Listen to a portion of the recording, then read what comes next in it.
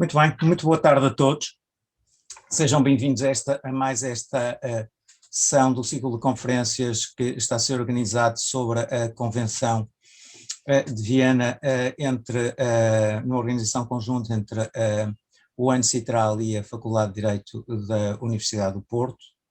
Hoje teremos três conferências, uma conferência será realizada por mim, uma segunda pela Sr. Professor Rui Teixeira Pedro e uma última pelo Sr. Professor Rodrigo Brolha Mendes, a quem agradeço muito, em nome da Faculdade de Direito da Universidade do Porto, a amabilidade de serem disponibilizado a partilharem connosco os vossos amplos conhecimentos também nesta matéria. Numa curta apresentação, as pessoas em questão não precisam de uma apresentação muito ampla, são conhecidas. A doutora Ruth Teixeira Pedro é professora na Faculdade de Direito da Universidade do Porto, é mestre na Faculdade de Direito da Universidade de Coimbra, doutorou-se cá, e estou na Faculdade de Direito da Universidade do Porto e tem uma obra que se estende essencialmente no âmbito do direito da família, também do direito das sucessões, e depois no direito das obrigações, em particular aí no que diz respeito à responsabilidade civil, e neste momento é também subdiretora da Faculdade de Direito da Universidade do Porto. O Sr. Rodrigo Brolha Mendes é um ilustre comercialista da Faculdade de Direito da Universidade de São Paulo, também especialista em quase todas as matérias pelas quais se estende o direito comercial, direito dos contratos comerciais principalmente, mas também direito bancário, direito da recuperação, direito da falência, direito dos valores mobiliários, direito dos mercados financeiros, dentre outros.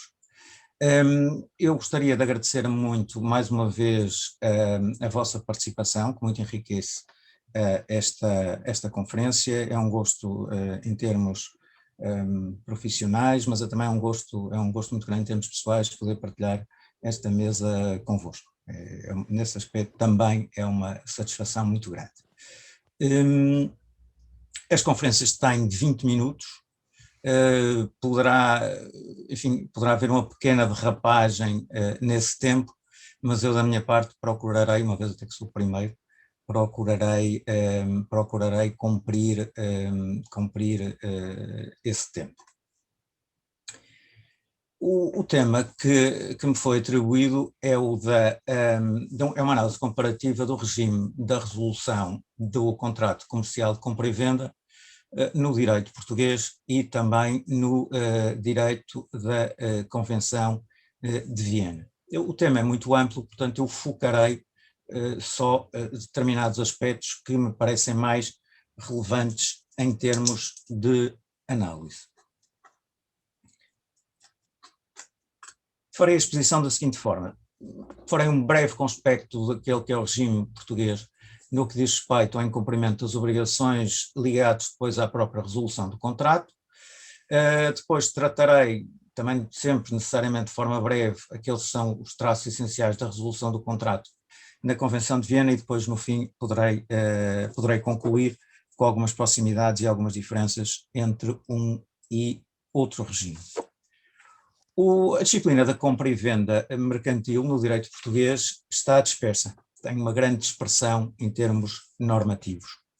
Desde logo tem um regime específico no Código Comercial, que tem regras diferentes, em alguns pontos, daquilo que sucede no direito civil, nomeadamente no que diz respeito à venda de bens alheios, e também há possibilidade, em caso de incumprimento do contrato, de o vendedor alienar a coisa, embora de uma forma limitada. O regime geral, portanto, há essas particularidades da compra e venda comercial, mas depois há o regime geral da compra e venda, que consiste no regime mais amplo, dentro do qual estas questões acabam de ser resolvidas, desde logo atendendo ao caráter entre nós fragmentário dos contratos comerciais, não visam prever e regular todo o regime.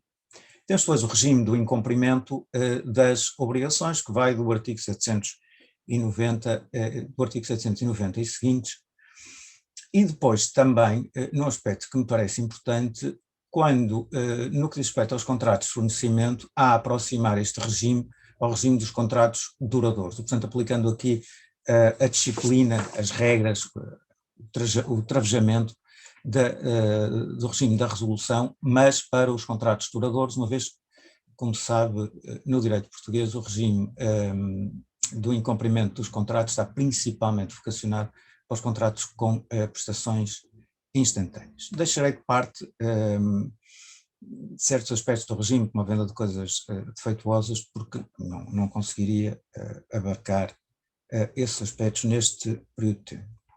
Ora bem, centrando-me então no regime que decorre do Código Civil, nós temos aqui dois traços fundamentais que o caracterizam. O primeiro é o seguinte: a distinção, há duas distinções essenciais. Se o incumprimento é imputável, no sentido culposo, ou se o incumprimento não é imputável. Se estamos face a um incumprimento definitivo, incluindo-se aqui também a impossibilidade de realização da prestação, ou se estamos face a um retardamento, um atraso na realização da prestação, que quando se trate de um incumprimento imputável, se qualifica como amora. E é nesse quadrante que as questões são colocadas e depois vão sendo resolvidas, quer em termos de indemnização, quer em certos casos em termos de cessação do contrato por via da resolução, ou então a desobrigação, sempre que se tratem de contratos bilaterais. Temos então que, sendo o incumprimento não imputável, na eventualidade de se tratar do incumprimento, distinguindo aqui o verdadeiro incumprimento da mera dificuldade excessiva de realização da prestação, vou deixar esse aspecto de lado, tratando-se do incumprimento definitivo, incumprimento total, ou melhor, impossibilidade total de realização da prestação, objetiva, ou então subjetiva se a prestação for infungível, nós temos a extinção da obrigação. Só que sendo um contrato bilateral, aquilo que sucede é que nos termos do artigo 795, a outra parte, aqui no contrato de compra e venda, fica desobrigada de realizar a sua prestação, ou então, se já realizou, tem direito à sua restituição, embora ao abrigo do enriquecimento sem causa. Se a impossibilidade for parcial, há lugar à redução da prestação, evidentemente, e da contraprestação.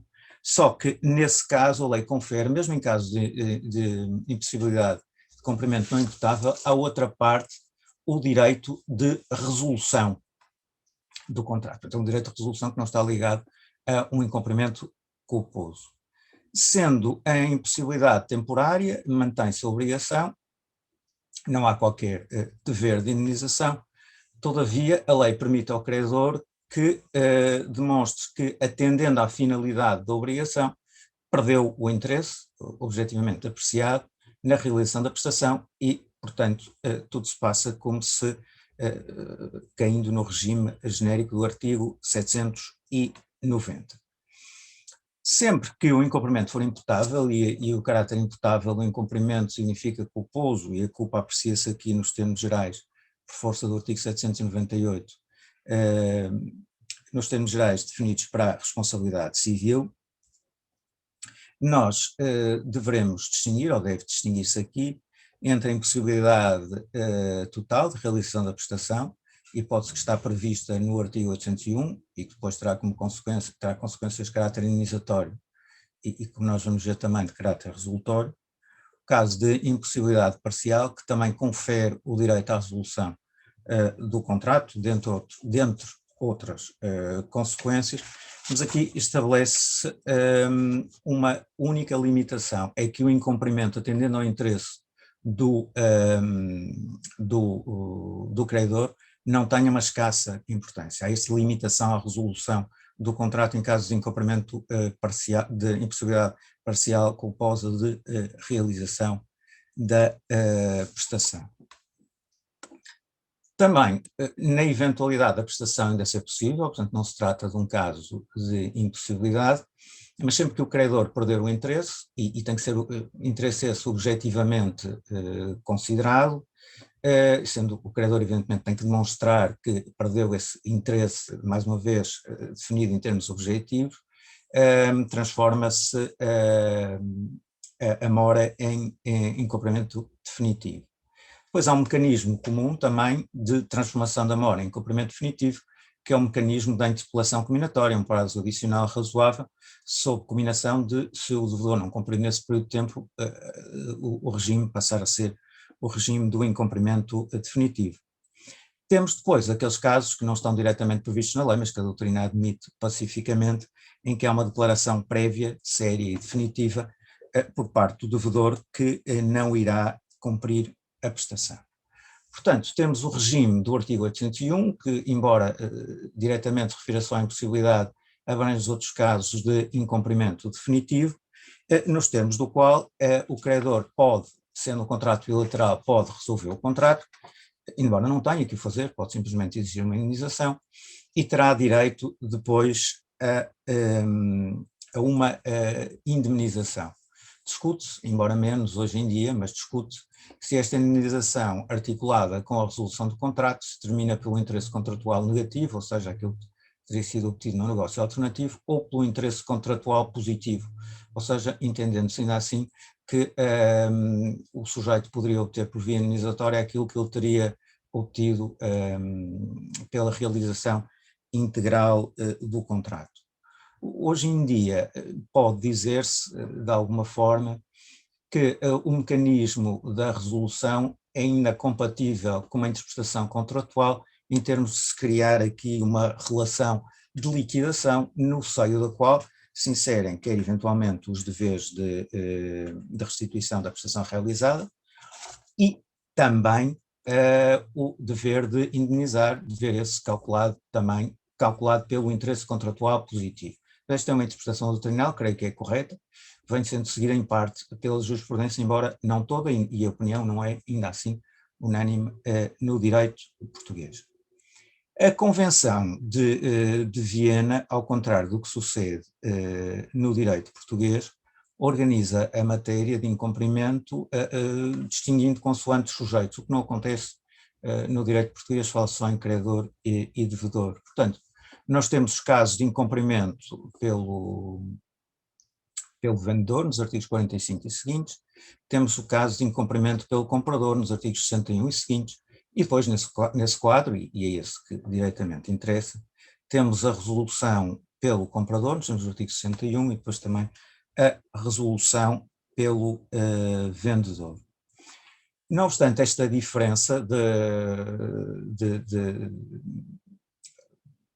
distribuição da matéria no âmbito da convenção entre a resolução por parte do vendedor e a resolução por parte do comprador, há uma estrutura semelhante no que diz respeito aos instrumentos que podem ser utilizados, sendo que um deles, e é esse ponto que eu farei uma breve referência um pouco mais à frente, é o chamado incumprimento de caráter fundamental, Fundamental Breach of Contract, que é um dos conceitos fundamentais aqui da Convenção. Então, vou fazer uma análise e vou centrar-me quase só exclusivamente, uma vez que não teria tempo para muito mais, na resolução do contrato por parte do comprador. Bem, para o efeito, torna-se necessário que haja, numa primeira hipótese, um incumprimento por parte do vendedor de qualquer uma das obrigações que lhe decorram do contrato ou que decorram, desde logo, da Convenção, se tratar de um incumprimento contratual fundamental. Na eventualidade de incumprimento da obrigação de entrega, neste caso é necessário que seja concedido um prazo razoável, subsequente, para o vendedor realizar a prestação, fim do qual pode ser resolvido o contrato. Só não é assim se o vendedor declarar logo que não irá cumprir no prazo que lhe foi fixado. Esta resolução tem uma limitação que decorre do artigo 49, número 2, e que está ligada à entrega da mercadoria. Portanto, se o vendedor já entregou a mercadoria ao comprador, ele, em princípio, assim que está estabelecido, perderia o direito de resolução.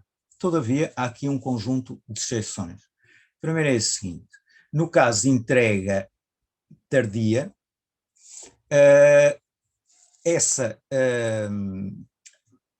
dentro de um prazo razoável subsequente a conhecimento por parte do comprador do incumprimento da outra parte, ele possa vir a resolver o contrato. Se se tratar de uma outra obrigação, que não a entrega tardia, então poderá o comprador resolver o contrato se verificar um destes eventos após ter tido conhecimento ou devesse ter tido conhecimento do incumprimento e após o prazo suplementar que lhe seja concedido para realizar a prestação, ou então se ele, desde logo, afirmar que não irá realizar a prestação. Há aqui depois um regime específico que tem a ver com o incumprimento do prazo que está previsto no artigo 48, número 2, ou seja, é um prazo que uma das partes pede à outra para poder realizar ainda a prestação nos termos contratualmente devidos. Se for aceita, ela poderá realizar essa prestação, neste caso o vendedor, dentro desse período de tempo, mas se não o fizer, a outra parte pode resolver o contrato. Se se tratar do incumprimento parcial, vem definido no artigo 51, o que significa que ele entrega só parte da mercadoria, o comprador apenas pode declarar a resolução na sua totalidade se o incumprimento parcial ou falta de cumprimento configurar uma violação contratual fundamental. Portanto, um dos conceitos-chave da Convenção, e que eu acabei de fazer referência, é o chamado incumprimento contratual fundamental, que não é só, é um conceito-chave que não existe só no âmbito da resolução, mas existe também no conjunto de outras disposições da Convenção e por isso está previsto logo no artigo 25. O incumprimento é fundamental quando, nos termos dessa disposição, causa um prejuízo à outra parte que a prive substancialmente, e para saber se a prive substancialmente ou não, podemos entrar aqui como operador com o interesse que ele tem na realização da prestação, e daquilo que seria legítimo ele esperar do cumprimento do contrato, o que significa que teremos que ver o contrato na sua integralidade e no conjunto de cláusulas que o compõem. A não ser que o devedor, ou seja, a parte em cumprimento, não tivesse previsto esse resultado e também que uma pessoa razoável colocada na posição da outra parte, nessas circunstâncias também não tivesse previsto esse facto. Temos depois um regime que eu não poderei entrar aqui em grande detalhe, que tem a ver com a possibilidade de suspensão do cumprimento. Eu nesse aspecto, creio que a doutora Ruth provavelmente irá tratar essa matéria, mas eu não a abordarei, mas há aqui um aspecto específico, esse eu vou abordar ainda dentro do tempo que tenho, que tem a ver com a resolução prévia do contrato. Na Convenção permite-se uma resolução prévia do contrato, ainda não há incumprimento, naqueles casos se de forma manifesta a outra parte, ou melhor, se o credor, se a outra parte, a parte que ainda não incumpriu, de forma manifesta, ir incumprir de forma fundamental o contrato. E se assim for, o sujeito credor aqui pode resolver o contrato.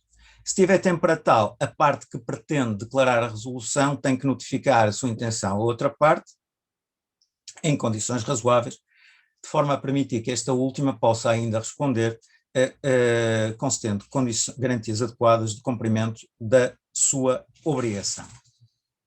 Ora bem, eu já utilizei 16 minutos, portanto tenho um período de tempo final para estabelecer, creio que esse será até o aspecto mais relevante, os principais traços comparativos deste regime, que eu, de forma muito sintética, necessariamente acabei de expor e limitada, no que diz respeito às... e depois nem sequer pude entrar nas consequências da resolução face num e noutro regime. Mas enfim, face aos pontos que eu acabei de expor, poderia dizer-se o seguinte, e pode dizer-se o seguinte: o sistema português é um sistema fragmentado no que diz respeito à resolução do contrato, e o mesmo não sucede no que diz respeito ao regime da Convenção, que assenta no incumprimento por uma das partes, incumprimento por outras partes, resolução por uma das partes, resolução por outra parte. E o aspecto mais relevante é que o sistema português articula o incumprimento imputável com o incumprimento não imputável, a impossibilidade ou não incumprimento definitivo com a mora, e havendo consequências, nomeadamente no que diz respeito à resolução, que são principalmente de caráter indenizatório, mas principalmente no que diz respeito à resolução, porque o regime da resolução, desde logo em caso de incumprimento parcial, é diferente consoante o incumprimento seja imputável ou não imputável. Importa também não reforçar demasiado esse aspecto no que diz respeito ao direito português, no que toca à resolução, porque o direito português contempla, desde logo no âmbito de 792, um conjunto de casos em que o sujeito pode resolver o contrato, mesmo não tendo havido um incumprimento culposo. Portanto, não há necessidade, não há uma necessária relação entre uma coisa e outra, e depois há um conjunto de outros casos em que se pode resolver o contrato sem que haja incumprimento culposo, por exemplo, no âmbito da venda a retro. Mas os quadros são diferentes, e no que diz respeito à Convenção, o elemento fundamental é o elemento da violação contratual fundamental.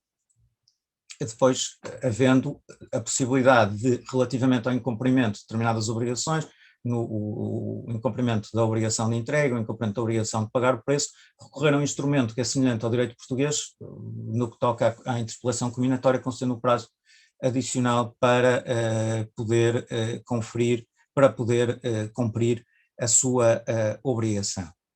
Não há, provavelmente, uma distinção também no que diz respeito à convenção entre a perda, no que diz respeito à perda de interesse. O operador não é o conceito de interesse. O conceito de interesse pode atuar e deve atuar, mas é, como aliás eu fiz referência, no âmbito da relação do incumprimento contratual fundamental, em que é evidentemente decisivo o interesse da outra parte. Temos depois que, no que diz respeito à articulação com a indenização, é claro que a Convenção articula, e esse aspecto tem que ter reflexo depois para a interpretação do próprio artigo 801 do Código Civil, a Convenção articula a resolução com uma indenização calculada pelo interesse contratual positivo, o que não é inteiramente claro. Enfim, eu sustento essa posição, e não sou eu, evidentemente, a generalidade da doutrina mais recente sustenta essa posição, mas a verdade é que no que diz respeito à Convenção é claro, e é claro também em termos de construção dogmática do regime da resolução, que no que diz respeito à Convenção não se pode falar numa destruição retroativa do contrato, parece-me que o mais correto é falar numa recomposição da relação contratual, inserindo-se depois nesse quadro um conjunto de deveres que se enquadram no âmbito de uma relação de liquidação contratual. Um último ponto que eu queria referir, e esse parece-me bastante importante, é que a Convenção permite a resolução prévia do contrato em determinadas circunstâncias. Quando for manifesto que o sujeito não irá realizar uma obrigação contratual fundamental. O direito português não permite uma resolução prévia do contrato. É possível, nos termos do artigo 780, a perda do benefício do prazo, e essa perda do benefício do prazo pode ser utilizada também no âmbito do artigo 429 para recorrer à exceção de não cumprimento do contrato. E, evidentemente, depois da perda do benefício do prazo, aí o sujeito, a obrigação vence de imediato, e depois será possível, eventualmente, mais tarde, resolver o contrato. Mas o que acontece é que esses elementos da perda do benefício do prazo contemplam só ou a não prestação das garantias a que o devedor se tinha obrigado, e que aqui não é o caso, ou então os dois casos de insolvência. Insolvência, de facto, não necessariamente insolvência judicialmente declarada, mas não uma dificuldade adicional de cumprir. Isso foi discutido na doutrina, foi discutido também nos trabalhos preparatórios do Código, mas nunca passou para a lei. Portanto, essa dificuldade adicional de cumprimento em termos que se possa quase dizer que o sujeito não terá depois meios para realizar a prestação, não permite gerar ou provocar ou levar à perda do benefício do prazo e depois, subsequentemente, à resolução do contrato. E cumpri 21 minutos, agradeço muito a vossa atenção e agora passaria a palavra à doutora Ruth Teixeira Pedro e depois ao doutor Rodrigo Brolha Mendes. Muito obrigado. Muito boa tarde a todos. Cumprimento o Sr. Professor Dr. Pestana Vasconcelos, cumprimento o Sr. Professor Rodrigo Brolha Mendes, cumprimento todo o público presente. Tenho que formular desde já uma palavra de congratulação que vou dirigir à doutora Mariana Costa pela organização deste ciclo de webinars dedicados à adesão de Portugal à Convenção das Nações Unidas sobre Contratos para a Venda Internacional de Mercadorias. Tenho também que expressar o meu agradecimento também à doutora Mariana Costa pelo convite para participar integrando este painel, o que muito me honra. Tomei para objeto desta apresentação o regime previsto para o incumprimento da obrigação de pagar o preço. O objetivo da minha intervenção, à semelhança do que aconteceu com a intervenção do Dr. Pestana Vasconcelos, é fazer aqui uma comparação, é dar uma visão panorâmica das soluções consagradas para o incumprimento da obrigação de pagar o preço na Convenção, e a partir de agora vou-me referir a ela como Convenção, e compará-lo com as soluções para o mesmo incumprimento no direito português, num momento em que a Convenção ainda não entrou em vigor. Ora, no que respeita ao regime acolhido na Convenção, temos que considerar fundamentalmente as normas contidas no capítulo 3º, relativa às obrigações do comprador, e no capítulo 5º, relativa às disposições comuns às obrigações do vendedor e do comprador. Já quando me referir ao direito português, tratando-se de um contrato de compra e venda de mercadorias, com os contornos que lhe são dados pela Convenção, temos que considerar desde logo as regras da compra e venda comercial, como referiu o Dr. Pestana Vasconcelos, nomeadamente as regras previstas no Código Comercial, nos artigos 466 e seguintes, pois estaremos perante contratos de compra e venda que preencherão os requisitos específicos de comercialidade previstos nos artigos 463 e 464. Não se olvida a este propósito o disposto no artigo 3º do Código Comercial e, por isso, sabemos que à compra e venda mercantil vão aplicar-se não só as normas contidas no Código Comercial, mas também as normas contidas no Código Civil, nomeadamente as que regulam o contrato de compra e venda, como contrato especial e que estão nos artigos 874 e seguintes, mas muito particularmente para o assunto que aqui me traz hoje, as normas relativas ao cumprimento das obrigações. Por esse facto, no exercício comparativo que vou fazer, em muitos pontos, no que respeita ao direito português vigente, vou considerar e vou convocar normas do Código Civil. Quanto à estruturação da minha apresentação, vou começar por considerar a obrigação de pagar o preço como uma das obrigações que recai sobre o comprador, aliás, como a obrigação principal do comprador, para depois me focar no seu incumprimento e para me referir, portanto, aos meios de defesa à disposição do vendedor em tal situação. Este périplo, como já disse, vai ser iluminado pelo propósito de comparação que referi. Ora bem, a obrigação de pagar o preço é, como já referi, a obrigação principal que recai sobre o devedor, sobre o comprador. Resulta do artigo 879, a linha C, do Código Civil Português, resulta também do artigo 53 da Convenção, que prevê, ao lado da obrigação de aceitar a entrega da mercadoria, precisamente a obrigação de pagar o preço.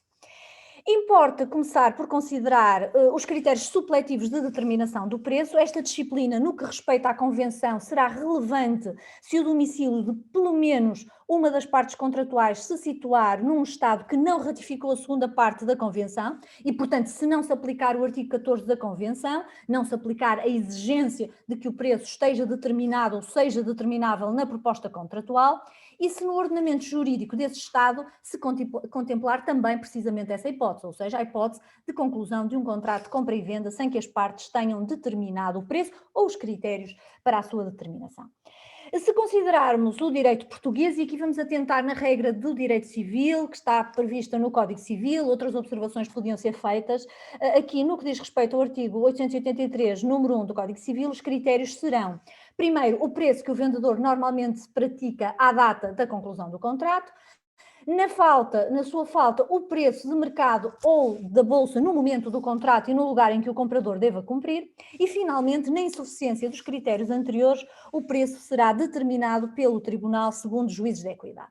Ora, à luz do artigo 55 da Convenção, o critério é, na falta de indicação em contrário, portanto é um critério supletivo, o do preço normalmente praticado no ramo comercial em causa no momento da conclusão do contrato para as mercadorias vendidas em circunstâncias análogas.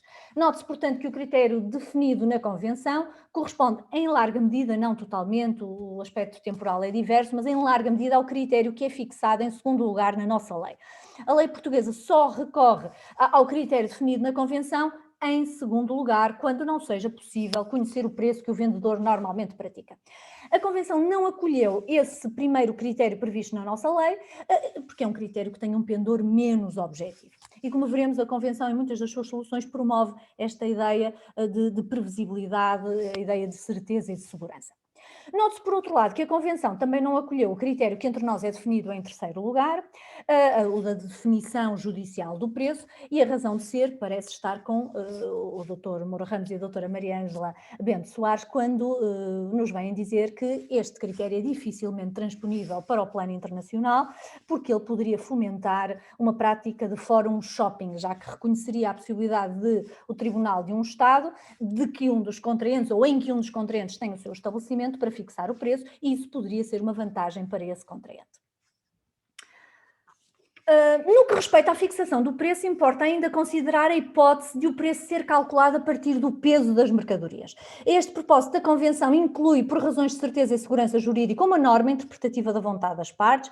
O artigo 56 da Convenção determina que, se o preço for fixado de acordo com o peso das mercadorias, em caso de dúvida, ele deve ser determinado com base no peso líquido. Não existe entre nós uma norma semelhante, mas parece que, ainda que não exista essa norma, o que aqui haverá que fazer é uma operação de interpretação da vontade das partes, se elas não o tiverem previsto expressamente, que seguirá as regras do artigo 236 do Código Civil, as regras de interpretação dos negócios jurídicos, e que nas vendas comerciais conduzirá, em regra, a um resultado idêntico. Foi, aliás, esse entendimento defendido por o Dr. Cunha Gonçalves.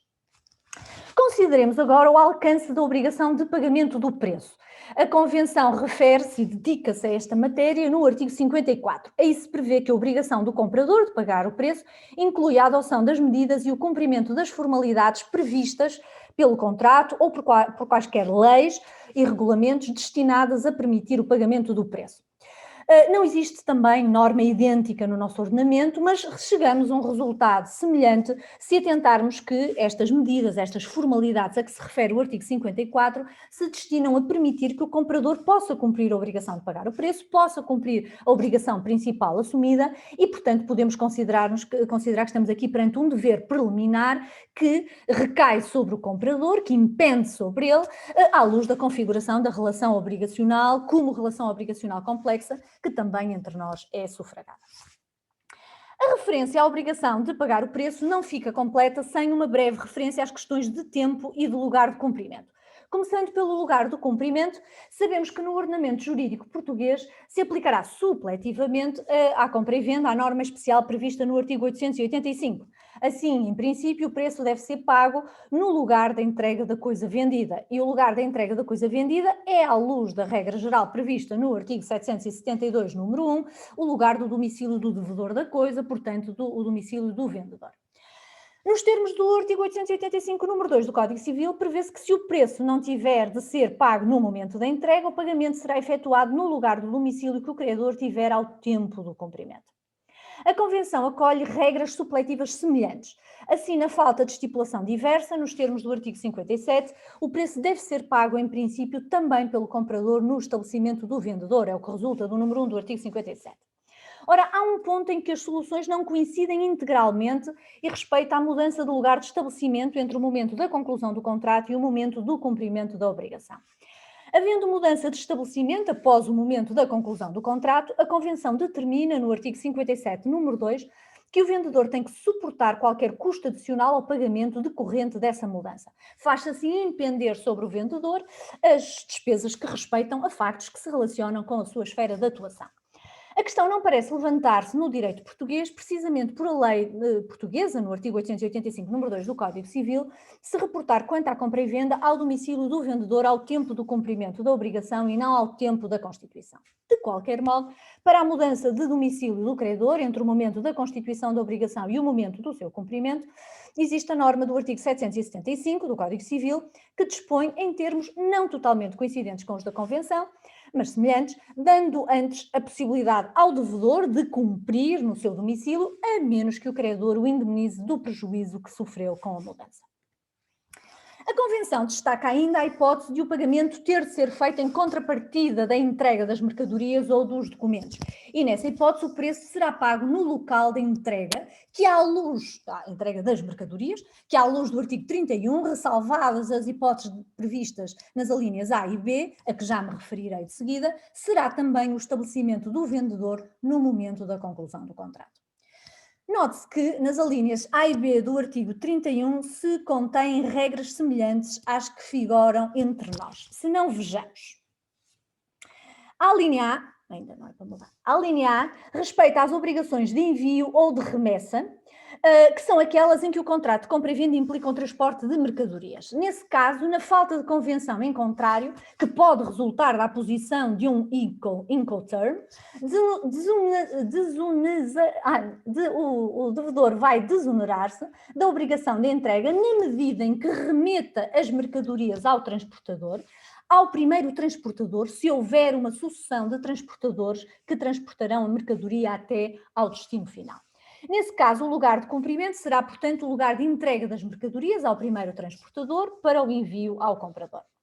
Às dívidas de remessa ou envio, dedica a nossa lei o artigo 797. E apesar de não se ter autonomizado uma norma relativa ao lugar do cumprimento dessas obrigações, pode chegar-se a conclusões semelhantes, já que deve entender-se que o devedor compre no lugar onde envia a coisa ao credor, apesar da obrigação dele se não extinguir, desde logo, de imediato, mas só quando o credor receber a coisa enviada. A linha B do artigo 31 da Convenção respeita a situações que não são abrangidas pela linha A e respeita a compra e venda de uma mercadoria genérica a ser escolhida de um conjunto determinado ou a ser fabricada ou produzida.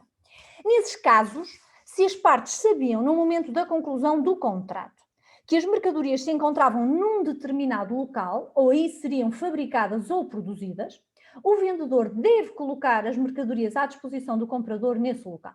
Essa solução corresponderá à que se encontra prevista no artigo 773 do Código Civil, salvo quanto ao facto de a nossa lei não fazer depender a aplicação dessa regra da exigência de que as partes soubessem no momento da celebração do contrato que as mercadorias se encontravam nesse lugar. A exigência feita pela Convenção torna-se mais premente, precisamente porque estamos perante contratos internacionais. Finalmente, quanto ao tempo de cumprimento. Quanto ao tempo de cumprimento, há que distinguir consoante a obrigação de pagar o preço, seja uma obrigação a prazo ou não. Se o comprador tiver que pagar o preço na data fixada no contrato ou em data determinável a partir do contrato ou do texto da convenção, o comprador tem que pagar o preço nessa data, sem que seja necessário qualquer pedido ou o cumprimento de qualquer formalidade por parte do vendedor. Isto nos termos do artigo 59 da Convenção. A esta solução também se chegará entre nós por aplicação do artigo 805, número 2, alineado do Código Civil. Diversamente, se não se convencionar que o comprador está obrigado a pagar o preço num determinado momento, a Convenção estabelece no artigo 58, número 1, que o comprador está obrigado a pagá-lo quando o vendedor coloca à sua disposição as mercadorias ou os documentos representativos das mesmas nos termos do contrato ou da convenção. Trata-se de uma solução que se encontra vertida também no nosso ordenamento, mais precisamente no artigo 885. Esta solução representa, aliás, uma manifestação do sinalagma que une as obrigações que vinculam as partes contratuais. Como corolário do sinalagma, também aparecerá a solução prevista na parte final do número 1 do artigo 58 da Convenção, em que se prevê que o vendedor pode estabelecer o pagamento como condição de entrega das mercadorias ou documentos, bem como a solução prevista no número 2 do mesmo artigo, em que se prevê que nos contratos que compreendam o transporte das mercadorias, o vendedor pode expedi-las na condição das mercadorias ou documentos representativos das mesmas só serem entregues ao comprador mediante pagamento. Ora, apesar de não existirem normas equivalentes a estas duas entre nós, pode chegar-se no nosso ordenamento a soluções semelhantes por força do artigo 428 do Código Civil, em que se consagra a exceção do não cumprimento. À luz desta norma, por força do sinalagma funcional, pode um dos contraentes não cumprir a sua prestação, enquanto o outro não cumprir a prestação que lhe cabe ou não oferecer esse cumprimento. Desde que não haja prazos diferentes para o cumprimento ou desde que não se verifique a situação de que o Dr. Pestana de Vasconcelos já referiu, do artigo 429, quando há perda de benefício de prazo. Os termos genéricos da previsão da exceção do não cumprimento entre nós permitirão abranger as duas situações. Note-se que o funcionamento da exceção do não cumprimento no âmbito dos contratos internacionais sofre o impacto do recurso frequente no comércio internacional aos Incoterms, que não se harmonizam, por vezes, com o funcionamento da exceção referida. Vamos agora passar para a segunda parte da minha apresentação e vamos considerar os meios de defesa de que o vendedor dispõe no caso de haver incumprimento da obrigação de pagamento do preço por parte do comprador. A Convenção enuncia esses meios na secção 3 do capítulo 3, devendo ainda considerar-se o disposto nos artigos 74 a 77, quanto à indemnização por perdas e danos, e no artigo 78, quanto aos juros, estas normas já do capítulo 5. Assim, os meios de defesa são os seguintes. Primeiro, o direito do vendedor exigir do comprador o pagamento do preço. Portanto, temos aqui a execução específica prevista no artigo 62 da Convenção. A faculdade de o vendedor fixar um prazo suplementar de duração razoável para o comprador cumprir as suas obrigações, previsto no artigo 63 da Convenção. O direito a declarar a resolução do contrato, previsto no artigo 64, neste caso, a resolução por parte do vendedor, prevista no artigo 64. E cumulativamente com o recurso a um destes meios de defesa, como resulta do número 2 do artigo 61 da Convenção, ao vendedor é ainda reconhecido o direito à indemnização por perdas e danos, que está prevista no artigo 74 a 77. A indemnização acompanhará, portanto, todos os cenários descritos, ponto é que se produzam danos que se liguem causalmente ao incumprimento verificado. Como estamos perante o incumprimento de uma obrigação pecuniária, não podemos olvidar, não podemos esquecer o disposto no artigo 78 da Convenção, que se refere ao direito aos juros. Vamos referir-nos a cada um destes meios de defesa, não nos demorando tanto na parte da resolução a que o Dr. Pestana já fez referência. Comecemos pelo direito do vendedor exigir do comprador o pagamento do preço. Comecemos, portanto, pela execução específica prevista no artigo 62 da Convenção. O vendedor pode recorrer a esta via e a Convenção não faz depender o recurso a esta via, não faz depender de uma necessidade prévia do vendedor buscar uma venda compensadora alternativa, como outros textos convencionais fazem. Faz-se notar também a limitação que resulta do artigo 28 da Convenção. Nos termos desse artigo, um tribunal não estará obrigado a proferir uma decisão que determine a execução específica, salvo se fosse essa a sua decisão em virtude do seu próprio direito em relação a contratos de compra e venda semelhantes não regulados pela Convenção. Trata-se de uma previsão normativa que está em linha com o princípio da harmonia processual interna. A execução específica é excluída nos termos do artigo 62 da Convenção, no caso de o vendedor ter recorrido a um meio de defesa incompatível com a exigência da execução específica. Será o caso de o vendedor ter optado pela resolução do contrato. Cumulativamente, como já se disse, com esta exigência de execução específica pode ser obtida uma indemnização por perdas e danos, que cubra os danos que tenham decorrido do atraso na obtenção da prestação debitória, isto nos termos que depois referiremos. Também no direito português pode o credor acionar os meios coercitivos para obter a realização da prestação coativamente, para obter, portanto, o pagamento do preço e pode cumulativamente obter uma indemnização pelos danos moratórios que corresponderão aos juros moratórios, como já vamos ver, se o incumprimento for culposo. Também entre nós não se condiciona o recurso a este meio à imposição da tentativa de revenda das mercadorias. Essa é, no entanto, uma possibilidade, que não uma imposição, mas uma possibilidade que se encontra prevista no artigo 474 do Código Comercial, quando se trata de coisa móvel. Assim, na compra e venda comercial de coisa móvel, pode o vendedor revender a coisa, tendo, nesse caso, o direito ao pagamento da diferença entre o preço obtido e o estipulado, sem prejuízo da indemnização pelos danos que tenha sofrido. Passemos agora à faculdade de o vendedor fixar um prazo suplementar de duração razoável para o comprador cumprir a obrigação de pagar o preço. Esta faculdade está prevista no artigo 63. Não tendo o comprador pago o preço no momento em que deveria ter pago, e note-se que a Convenção não faz a distinção entre o atraso culposo no cumprimento ou não culposo, pode o vendedor fixar um prazo suplementar para que o comprador cumpra a obrigação. A declaração pela qual se comunica o prazo suplementar não está sujeita, em princípio, a qualquer requisito de forma, nos termos da Constituição, aplicando-se aqui o artigo 27 da Convenção. O prazo final a conceder ao devedor deve ser, nos termos da Convenção, um prazo razoável, o que, sendo um conceito indeterminado, pode ser preenchido e tem que ser preenchido casuisticamente, dependendo, portanto, das circunstâncias de cada caso. Tratando-se aqui do não pagamento do preço, serão de considerar as flutuações dos preços nas mercadorias em causa. Enquanto esse prazo não se esgotar, não pode, em princípio, o vendedor recorrer a nenhum dos meios de defesa em caso de incumprimento contratual. Não pode, depois, recorrer à execução específica, não pode resolver o contrato. O vendedor fica vinculado ao prazo que fixou. Ressalva-se apenas a situação de o comprador notificar o vendedor de que não irá cumprir as suas obrigações no prazo suplementar. Trata-se aqui de uma declaração antecipada de não cumprimento que também releva no nosso ordenamento. De qualquer modo, o vendedor não perderá o direito de pedir a indemnização por perdas e danos pelo atraso no cumprimento. A concessão do prazo suplementar é muito importante na hipótese de incumprimento da obrigação de pagar o preço, nomeadamente para efeitos desse incumprimento servir de base à resolução. Porque descontada a outra causa de resolução, a que o Dr. Pestana de Vasconcelos já fez referência, que é a violação fundamental do contrato, será o decurso do prazo concedido sem que haja cumprimento que permitirá resolver o contrato. Um regime idêntico vale no direito português, considerando o disposto no artigo 808, número 1, segunda parte. Assim, perante a mora do comprador, o vendedor pode fazer uma interpelação que se denomina admonitória. Também aqui vai valer e vale o princípio de liberdade de forma. Trata-se de um mecanismo que, em caso de o comprador não cumprir nesse prazo, não pagar o preço nesse prazo, permitirá ao vendedor considerar a obrigação definitivamente incumprida, facilitando-lhe, portanto, a verificação e a demonstração do incumprimento definitivo. Na interpelação do credor ao devedor, tem que se fixar um prazo adicional para cumprir, o prazo tem também que ser razoável, o que mais uma vez permitirá acomodá-lo, tal como no regime da Convenção, às especificidades do caso, à natureza das dificuldades que tenham, por exemplo, levado o devedor a não cumprir em tempo. Acrescenta-se entre nós a necessidade desta notificação conter a admonição de que se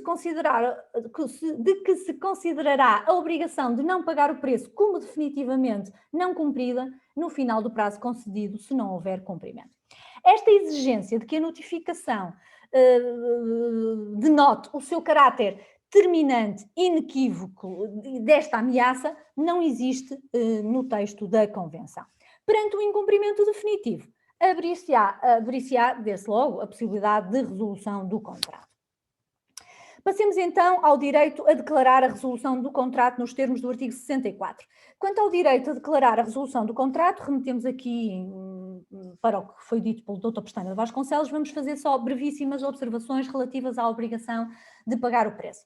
Resulta então, como vimos, do artigo 64, que o vendedor pode resolver o contrato nas duas situações previstas nessas duas alíneas que aí estão. Ora, na alínea A prevê-se a hipótese do incumprimento por parte do comprador ser um incumprimento contratual fundamental, e já sabemos que se entende para esse efeito, nos termos do artigo 25, que o incumprimento contratual por uma das partes é fundamental quando cause à outra parte um prejuízo tal que a prive substancialmente daquilo que lhe era legítimo esperar do contrato. É um critério próximo, como o Dr. Pestana referiu, mas não exatamente coincidente com o da perda do interesse por parte do credor na prestação de vitória não realizada e que se encontra entre nós previsto no artigo 808. Tratando-se de uma prestação pecuniária, em regra, não se verificará a perda do interesse pelo credor e, em regra, também, para efeitos da Convenção, a falta de pagamento do preço dificilmente constituirá uma violação fundamental do contrato à luz da Convenção. Por isso, ganha importância a linha B, que prevê como causa de resolução, ou como causa que permite a resolução, o não cumprimento pelo comprador da sua obrigação de pagar o preço no prazo suplementar concedido ao abrigo do 63, ou a hipótese de declaração antecipada de que não vai cumprir. Também no direito interno ganha importância, quer a interpelação admonitória mal sucedida porque não houve cumprimento, quer a declaração perentória e antecipada de não cumprimento. Quer na Convenção, quer no direito português, a resolução não opera automaticamente, em regra, não devendo exercer-se tendo, portanto, que se exercer mediante declaração do vendedor ao comprador, não é necessária a intervenção de uma instância judicial. Uma última observação para dizer que o pagamento do preço inibe o exercício da resolução por parte do vendedor. Tendo o comprador pago o preço, o vendedor não pode resolver o contrato, como resulta do artigo 64, número 2 da Convenção. Esta limitação não existe no nosso ordenamento. Existe uma outra que não está presente na Convenção, que é a do artigo 886, e é uma limitação forte, já que este artigo prevê que, salvo convenção em contrário, é excluída a possibilidade de resolver o contrato por falta de pagamento do preço, se tiver sido transmitida a propriedade da coisa ou o direito sobre ela e se tiver sido feita a sua entrega. Avancemos agora para o direito à indemnização por perdas e danos prevista no artigo 74 e 77 e vamos aqui também fazer referência ao direito aos juros. O direito à indemnização por perdas e danos está previsto então na Convenção nos artigos 74 e seguintes e é cumulável com os meios de defesa que enunciámos até aqui. Quer dizer, a indemnização vai permitir que se cubram os danos sofridos e que não sejam cobertos pelos outros mecanismos. E, nomeadamente, como o Dr. Pestana Vasconcelos já referiu, pode ser cumulada com a resolução, é o que resulta do artigo 81. Trata-se de uma solução que é semelhantemente acolhida entre nós, como se extrai dos artigos 798, 804, número 1, 801. Ora, resulta da Convenção, do seu artigo 74, que no cálculo da indemnização se devem computar os danos emergentes e os lucros cessantes que se produzam em consequência do incumprimento contratual. Trata-se de uma solução semelhante àquela que está acolhida entre nós no artigo 564 do Código Civil. Ora, na Convenção, à semelhança do que se prevê entre nós no artigo 806 do Código Civil e no artigo 102 do Código Comercial, embora a perspectivação dos juros na Convenção seja diferente, como já referirei, da perspectivação entre nós, dizia eu, à semelhança do que acontece na Convenção, nas obrigações pecuniárias prevê-se o vencimento de juros, prevê-se o pagamento de juros quando elas não são pagas atempadamente. Trata-se dos chamados juros moratórios entre nós e, portanto, a indemnização aqui é fixada à forfait, há uma avaliação em abstrato do dano, dispensa-se a demonstração do dano, dispensa-se a demonstração do nexo causal. Mas, diferentemente da nossa lei, no desenho que subjaz à Convenção, os juros aparecem autonomizados na matéria da indemnização. Nos termos do artigo 78 da Convenção, o não pagamento do preço, como aliás o não pagamento de qualquer outro montante pecuniário em dívida, importará que o credor do mesmo, no nosso caso o vendedor, tenha direito a juros sobre este montante. O facto de se ter autonomizado a solução do artigo 78, artigo único da secção 3 do capítulo 5º da Convenção, permite concluir que o vencimento dos juros ocorre perante o não cumprimento da obrigação pecuniária, não se demandando, portanto, a verificação dos pressupostos de que depende o nascimento da indemnização por perdas e danos, a que respeitam os artigos 74 e seguintes. Para além do esclarecimento de que os juros são devidos em caso de incumprimento de obrigações pecuniárias em geral, no âmbito da Convenção nada mais se prevê. Não se resolveu um conjunto de questões, à cabeça das quais aparece o da definição da taxa de juro aplicável para o cálculo dos juros devidos. Tratou-se de uma matéria em que não foi possível alcançar um consenso maior, nem sequer para a definição dos critérios para a determinação da taxa de juro aplicável.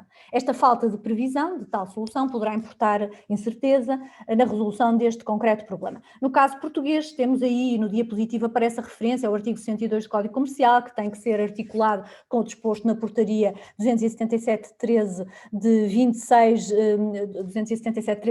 de agosto de 2013 e agora para este semestre conta-se já com esse aviso que está aí também no diapositivo. Estou mesmo a terminar e quero dizer para nesta fase final que o artigo 78 ressalva que o direito aos juros não prejudica qualquer pedido de indemnização por perdas e danos que possa ser devido ao abrigo do artigo 74. Também entre nós, nos termos do artigo 806, o credor, no nosso caso o vendedor, pode provar que o incumprimento lhe causou dano superior aos juros e exigir uma indemnização suplementar correspondente.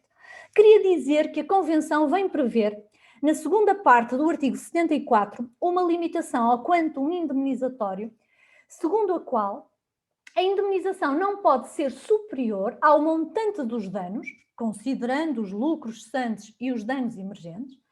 Dizia eu, não pode ser superior ao montante dos danos que a parte em incumprimento previu ou deveria ter previsto como uma possível consequência do incumprimento contratual no momento da conclusão do contrato, tendo em conta os factos que ela conhecesse ou de que devesse ter conhecimento. Esta solução não se encontra prevista na nossa lei não se prevê uma tal limitação. Pode a aplicação da teoria da causalidade adequada, à luz da qual se faz, segundo a maioria da doutrina ainda, a aferição do nexo causal ao abrigo do 563, pode levar a alguns resultados semelhantes, mas não inteiramente semelhantes. Como se vê, pelo périplo que acabo de fazer, as diferenças não são muito acentuadas entre os regimes que nos propusemos comparar, havendo apenas em questões de pormenor e muitas em situações de sistematização e algumas em questões de pormenor, sempre no sentido de o regime da Convenção promover mais acentuadamente a certeza e a segurança na contratação internacional. Agradeço muito a atenção dispensada. Eu passei a palavra ao Sr. Rodrigo Brolha Mendes, que irá começar a sua muito aguardada conferência.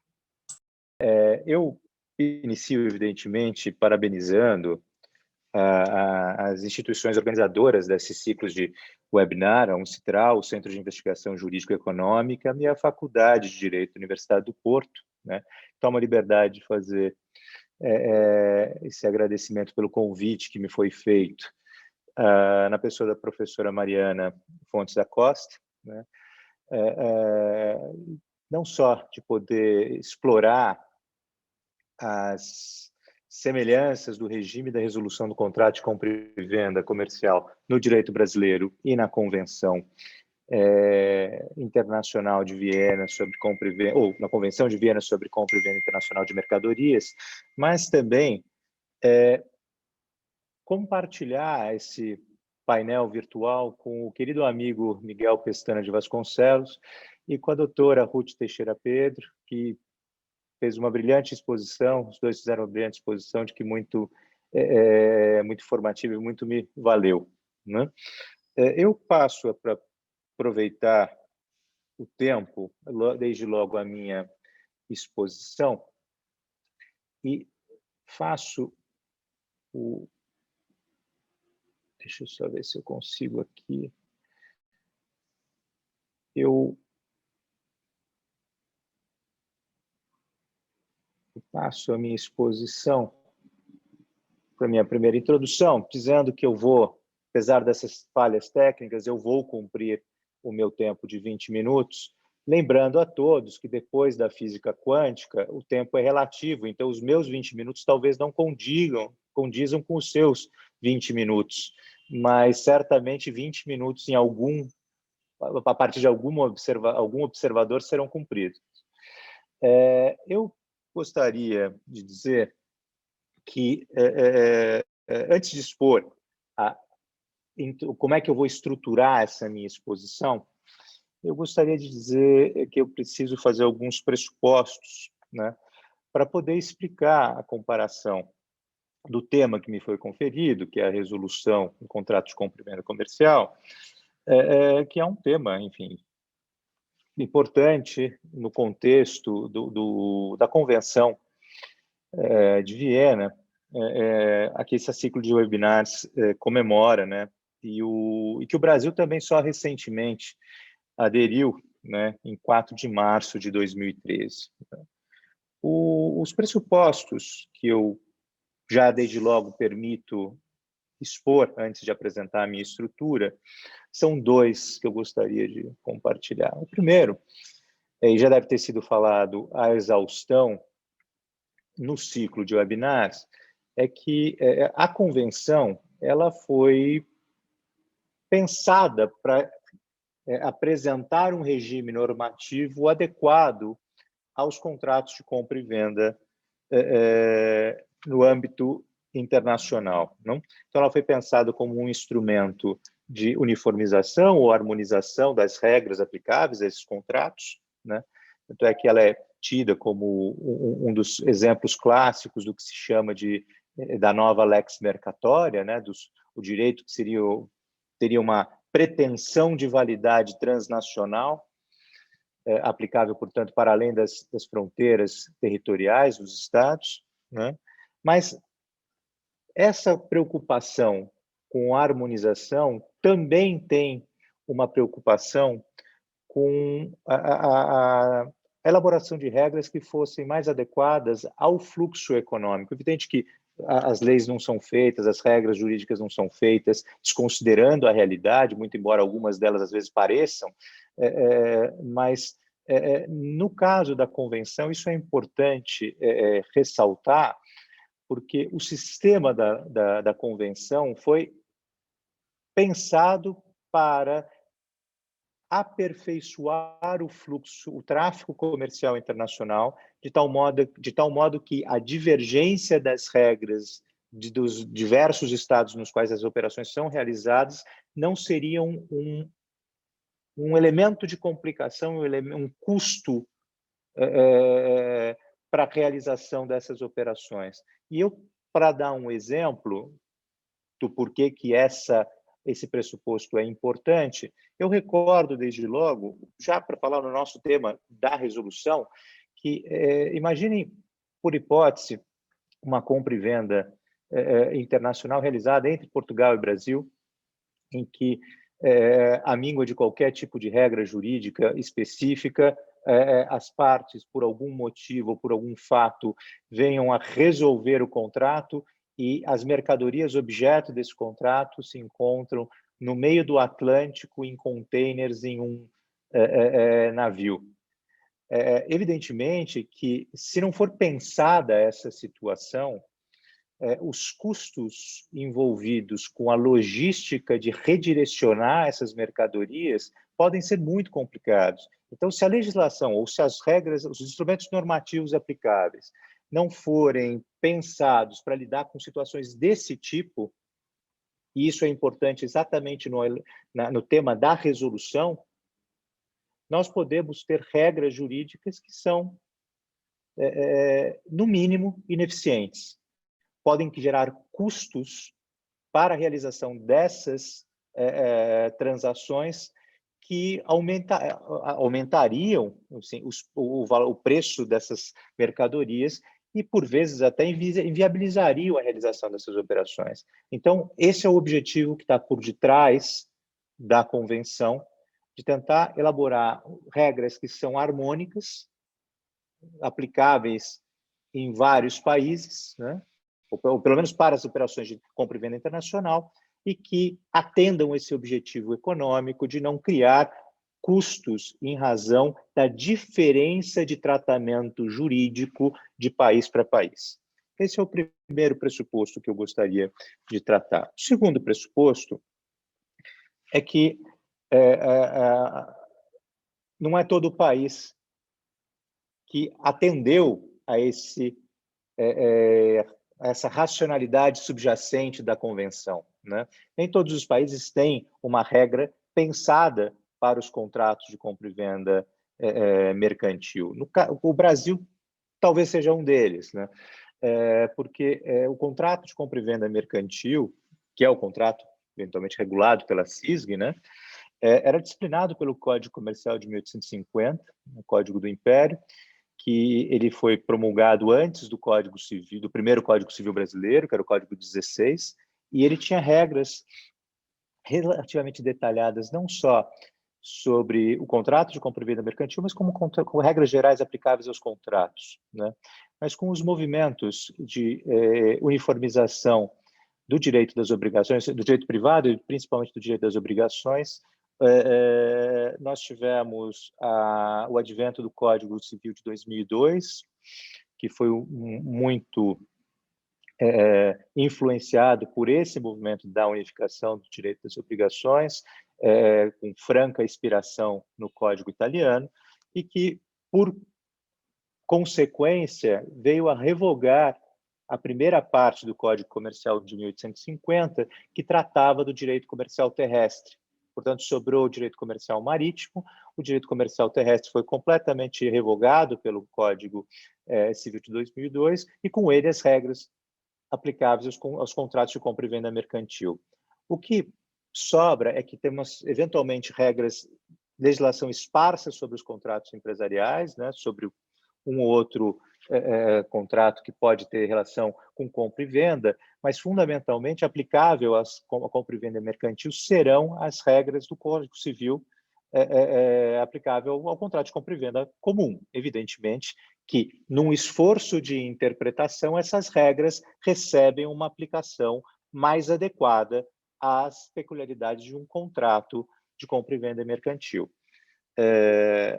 A rigor, se a gente for olhar o contrato de compra e venda, as regras de compra e venda, elas também não têm, no Código Civil, elas não têm muita especificidade sobre a resolução, o que nos faz nos levar a invocar as regras do direito, da parte geral dos contratos do Código Civil para enfrentar as questões de resolução.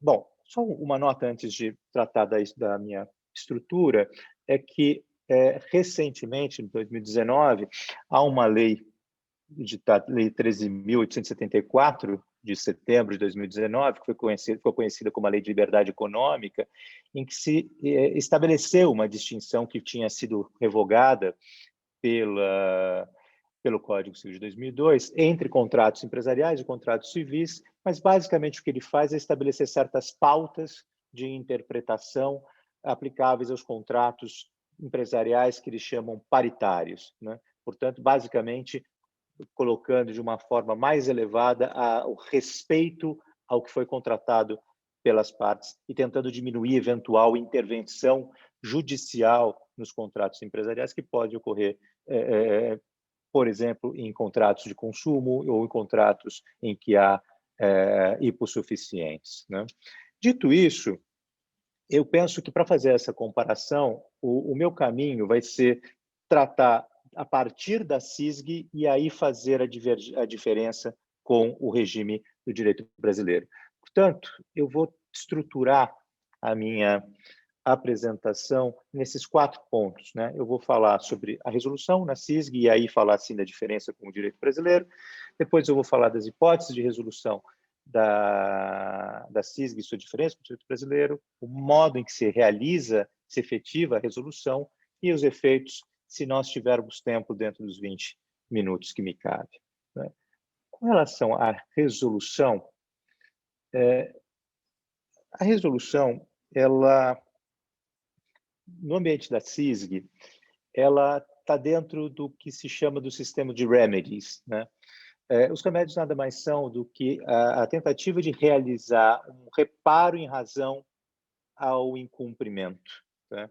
E no contexto do sistema da CISG, há duas partes que são, por assim dizer, fundantes da concepção de contrato por detrás da CISG. A primeira é a parte 2, que fala da formação do contrato, depois a parte 3, que fala das questões de cumprimento e incumprimento, né?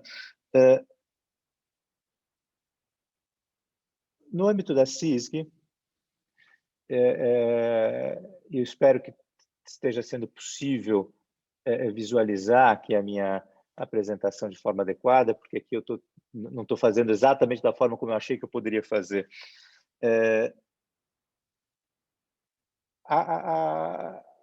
As questões a respeito dos remedies são sistematizados entre comprador e vendedor, como já referiu o Miguel, isso não é no caso no direito português, também não é o caso no direito brasileiro, em que fala o problema da resolução entre o credor e o devedor, né? Quais são os remédios, ou seja, vindo o incumprimento, o que pode a parte pedir, né?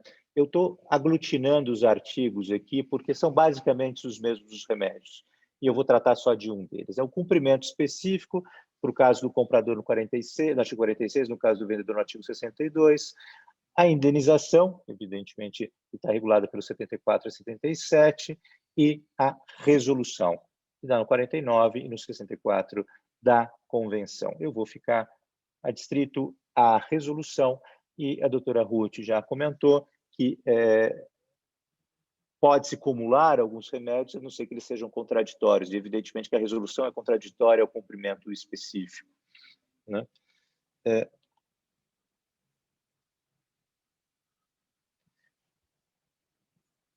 Então, remédios são vinculados à ideia de incumprimento,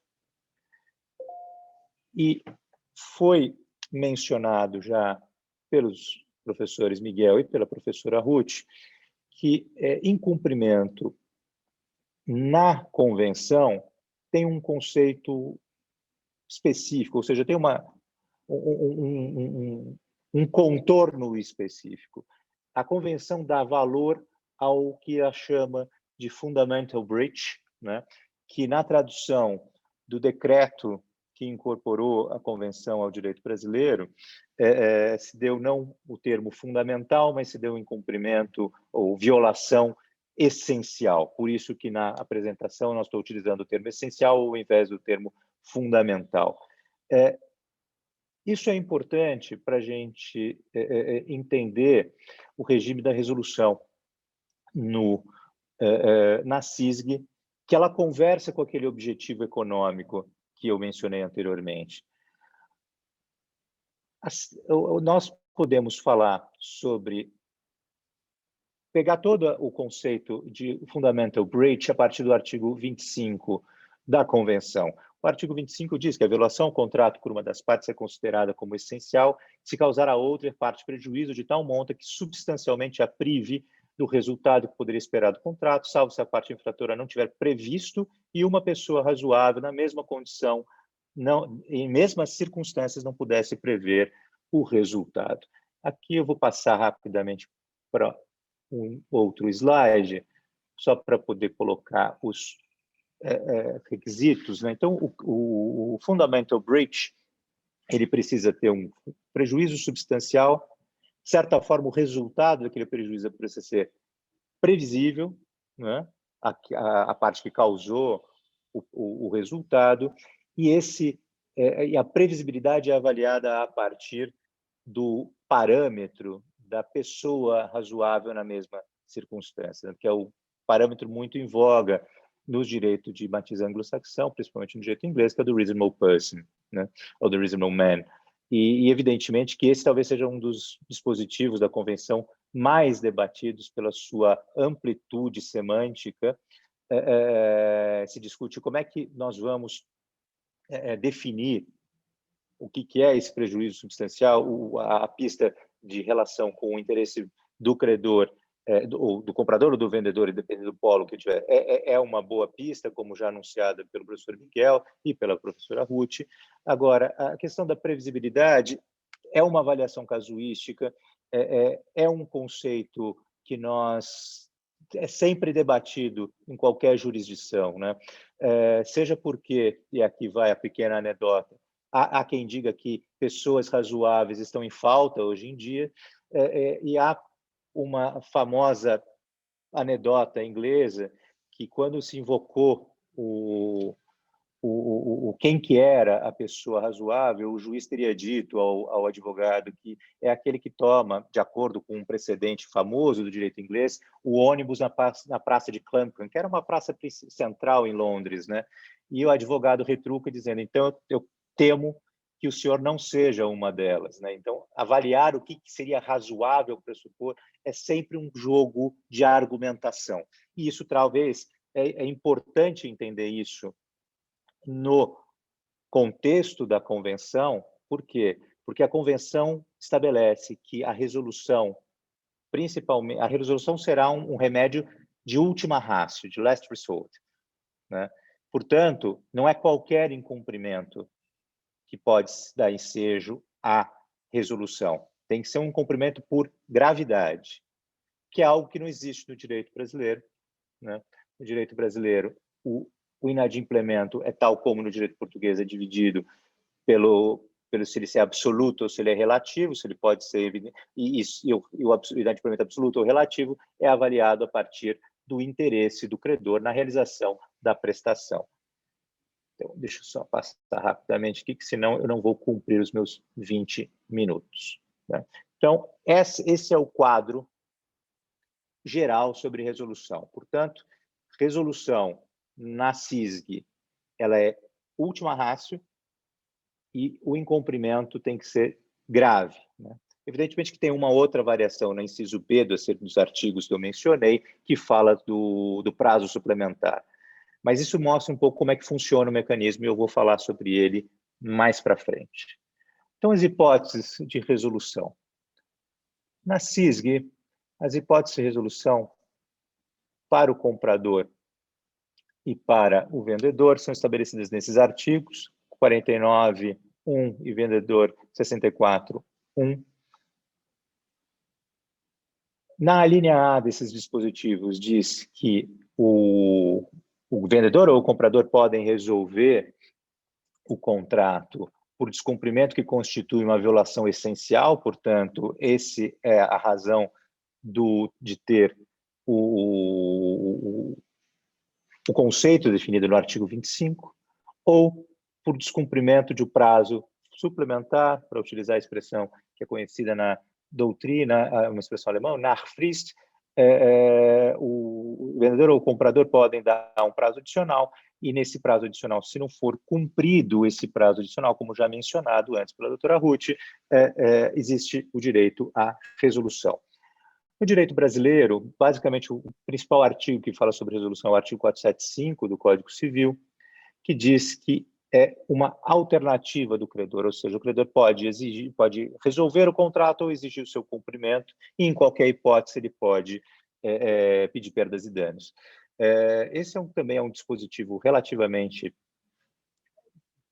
polêmico ou discutido no direito brasileiro, porque se defende que a resolução do contrato ela é possível somente nas hipóteses de inadimplemento absoluto, inadimplemento é o termo que nós utilizamos para incumprimento, a exigência do cumprimento está restrita às hipóteses do inadimplemento relativo.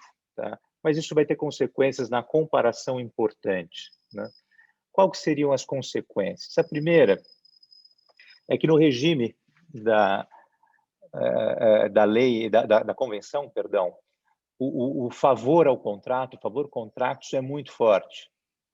Portanto, se o devedor, ou o vendedor ou o comprador quiserem resolver o contrato, cabe a eles demonstrar que existe uma violação fundamental, existe um incumprimento fundamental. A carga argumentativa e probatória fica com o demandante. Né?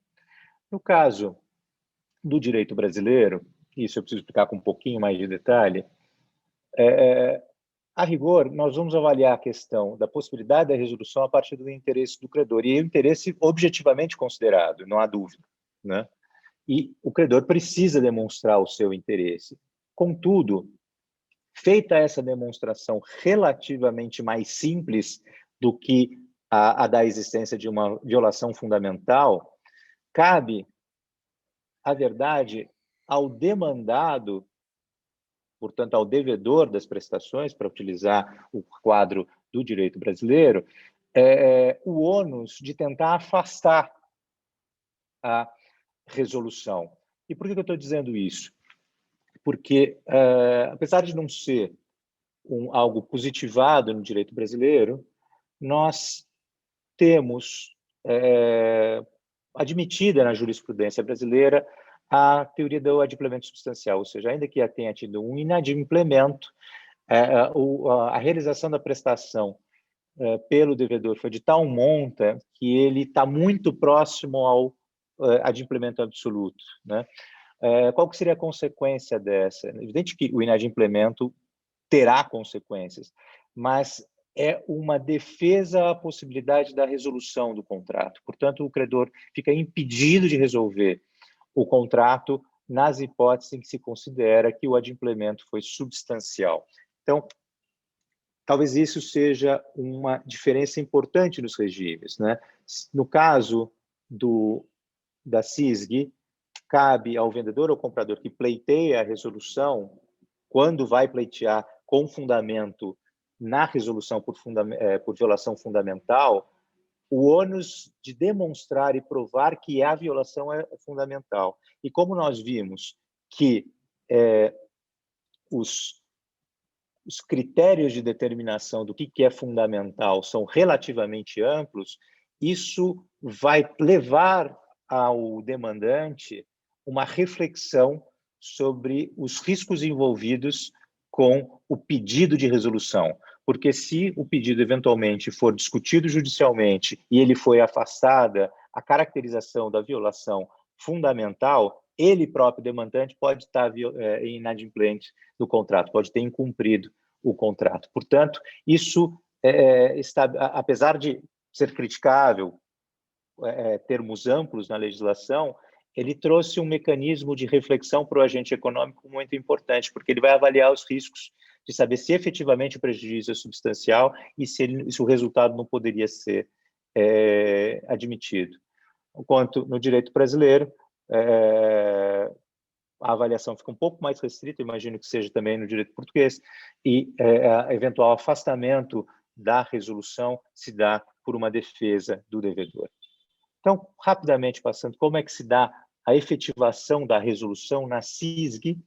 A efetivação se dá, de acordo com o artigo 26, por notificação à parte, então a mera notificação e o recebimento pode gerar efeitos à resolução, algo que não acontece dessa forma necessariamente no direito brasileiro. Há dois dispositivos que são importantes serem mencionados, que é o artigo 474, Código Civil, que fala que a cláusula resolutiva expressa, ou seja, se o contrato prevê uma cláusula resolutiva expressa, ela se opera automaticamente, se opera de pleno direito, e a cláusula resolutiva tácita, ou seja, aquela que não há expressa disposição no contrato, mas se admite a possibilidade de resolução, e basicamente quase todos os contratos admitem uma possibilidade de resolução, ela precisa de interpelação judicial. Isso é o que diz o artigo 474 do Código Civil, e o 475, a doutrina e a jurisprudência, apesar do artigo não afirmar isso, eles, a grande maioria, tanto da doutrina quanto da jurisprudência, entende que a resolução se dá por um provimento jurisdicional, portanto, seja judicial ou seja arbitral. Eu preciso pleitear o meu direito à resolução do contrato. Passando aqui, aos efeitos da resolução, e com isso eu vou terminar. Na CISG, o artigo 81 estabelece quais são os efeitos da resolução, e no direito brasileiro é uma interpretação que decorre na doutrina do artigo 475, o artigo 475 não expressamente prevê esses efeitos, mas se entende, evidentemente, que os efeitos são os mesmos. Portanto, liberatório, se libera das avanças, e restituitório, ou seja, se houve a resolução, se tenta restituir as partes ao status quo ante, e, de qualquer forma, isso não exclui nenhum direito à reparação por perdas e danos decorrentes do inadimplemento, do incumprimento, né? Mas esse é um tema que, pelo tempo que me foi destinado, não será possível tratar. Só por uma nota de comparação ao que foi dito pelo professor Miguel, o direito brasileiro também não prevê expressamente a violação antecipada do contrato, anticipatory breach, mas há julgados, principalmente o Superior Tribunal de Justiça, que têm aplicado isso enquanto uma teoria jurídica em hipóteses em que já se antecipa que a resolução vai ocorrer no futuro. E com isso, eu, entendendo que os meus 20 minutos couberam nos 27 minutos que foi utilizado para essa exposição, eu agradeço a atenção de todos e devolvo a palavra ao professor Miguel Pestana de Vasconcelos. Muito obrigado, Sr. Professor. Sempre se podia dizer que time lies in the eyes of the beholder, e, portanto, essa perspectiva estaria sempre dentro do tempo. Eu agradeço muito a ambos as excelentes exposições que fizeram, contribuíram para enriquecer este debate, divulgar o regime, divulgar e analisar com cuidado o regime da Convenção de Viena, e também, como aliás o Rodrigo fez com bastante cuidado, explicar o enquadramento em termos económicos que subjaz à Convenção e às soluções que aqui foram adotadas. Resta-me agradecer também a todos os conferencistas que participaram nesta série de webinars.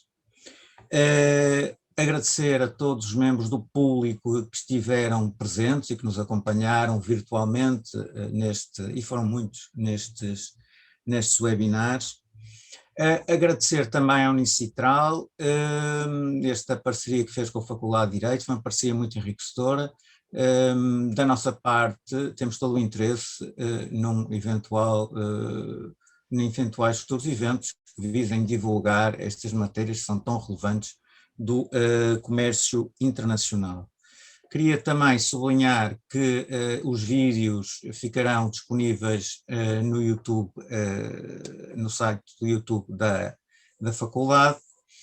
E não queria terminar ainda sem uma nota de reconhecimento e de agradecimento à professora Mariana Fontes da Costa, que com imenso empenho e energia que lhe é característica, montou com enorme competência toda esta série de webinars, prestando um relevantíssimo serviço, quer à Faculdade de Direito, quer à comunidade jurídica portuguesa e brasileira. Volto a sublinhar mais uma vez, foi um gosto ter estado com os prezadíssimos colegas nesta mesa virtual. Espero que brevemente possamos estar numa mesa sem ser virtual e não necessariamente numa mesa de conferências.